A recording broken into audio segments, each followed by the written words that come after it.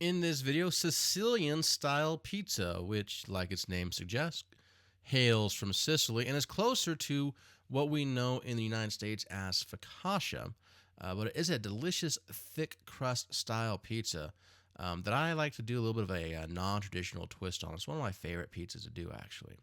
So we're going to start our pizza dough just like we do all of the others with our auto least step. And here we are using water and bread flour. And again, to make the mixing easier, you can add your yeast at this point to your water. So you would stir your yeast into your water first, let it dissolve, and then place your bread flour right on top. And just like if you've watched any of these videos before, you're going to stir the flour and water together until the flour is no longer dry. And this is going to allow the flour to fully hydrate and give us a better gluten structure, which is going to give us a better end texture. So again, once we mix the flour and water together and there's no longer dry flour, we're going to cover this with plastic wrap and allow it to autolyse for about 30 minutes. Now, after the 30-minute autolyse, we're going to start mixing it again with our dough hook attachment, number 2 on the KitchenAid setting, and incorporate the oil, which sometimes can be tricky. The oil will make the dough kind of slide around the mixer here, so just be patient. It'll finally come together. We're also going to add in some sugar and salt. The sugar is going to help the crust brown, also give it a very slight sweetness, but very imperceptible. And the salt obviously is going to be there for flavor. So you can see right now we're having a tough time getting that oil in the dough.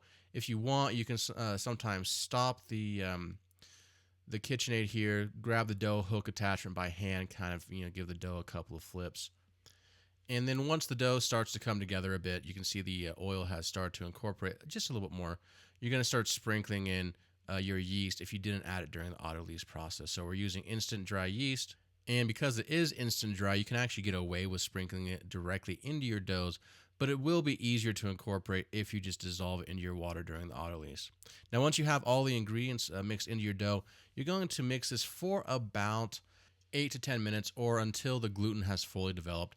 Now, remember, when I give you times for cooking or mixing or anything, a time is just a guesstimate for how long the process normally takes. But what you're looking for is the desired result. The desired result is the forming of the gluten, which you can tell is done or formed when you can take a little ball like this of dough and stretch it thin enough to where you can get a fairly thin membrane that light will shine through without it tearing. And if you can stretch a piece of dough that thin without it tearing on you, then you know it has passed the window pane test and you have sufficient gluten development for the bread to rise.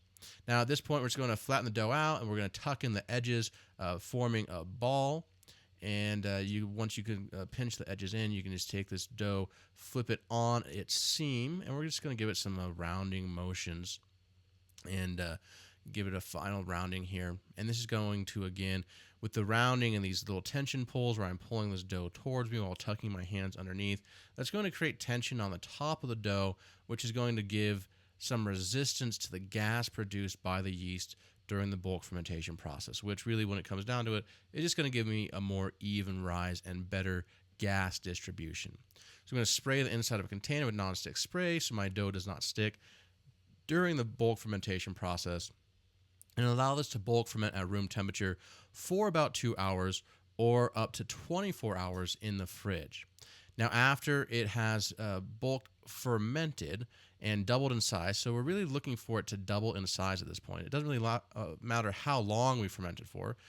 Just as soon as it doubles in size, though, it's ready for its next step.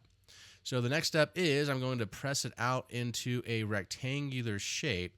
So Sicilian-style pizzas and focaccia are normally cooked in a rectangular pan. So we're going to use just a sheet tray lined with a little bit of parchment paper.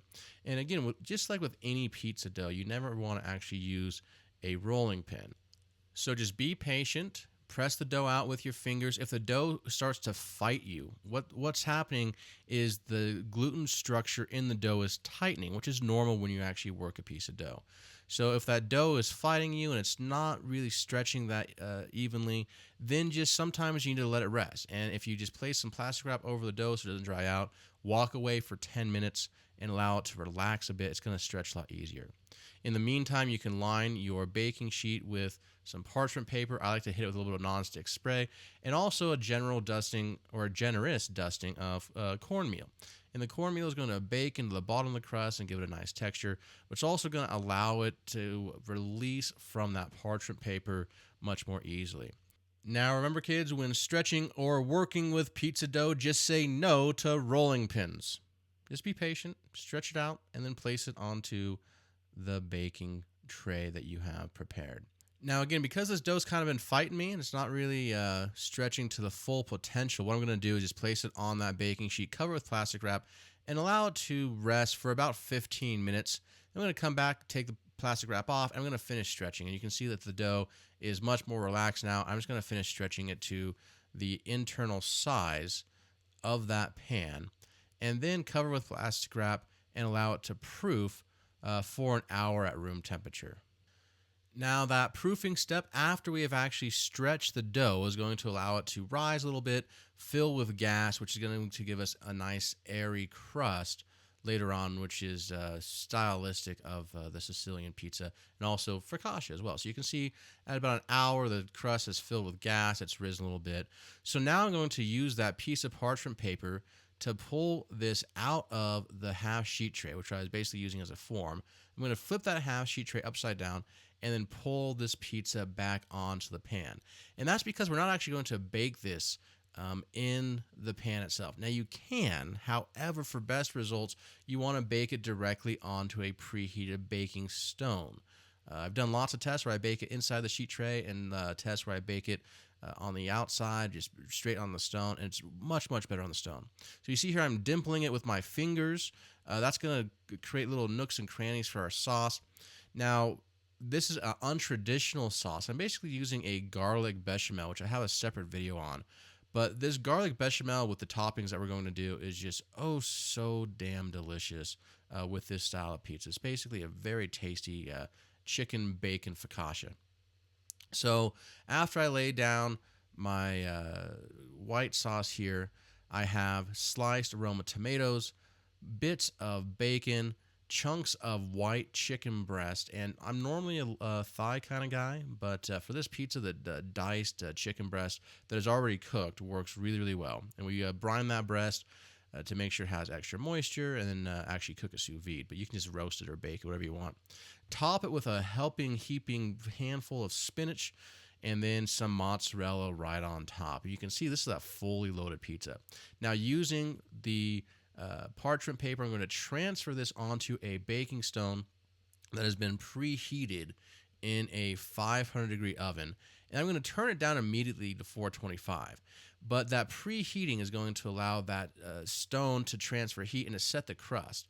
Now, after 10 minutes, you're going to take a spatula and wiggle it in between the pizza crust and that piece of parchment paper and remove the parchment from the crust itself. And this is going to allow the crust to continue to bake without the parchment being in the way. And if you leave the parchment there, it will surely burn. Now, another way to do this, which I've done for parties in the past, which actually works better, is you just form this rectangle on a pizza peel, you top it, you slide it directly onto your stone. We have other videos where I'm using wooden pizza peels, so I wanted to make this one, show you how to use the parchment paper in case you don't have any pizza peels at home. So you want to bake this for about another 20 to 25 minutes. Again, your different ovens will vary, but we're continuing to bake this at 425 until the bottom of the crust is a crisp golden brown, and the top of the crust is all brown and ooey and gooey and cheesy, just like that. Oh. It's making me hungry just looking at it. That is a delicious Sicilian-style pizza. For portioning, I'm just going to use a large chef's knife, cut it into squares, and this is a great pizza to make for parties. You make 2 of these suckers, you can feed an army. For more information on this and all of our other pizza videos, head on over to stellaculinary.com/pizza.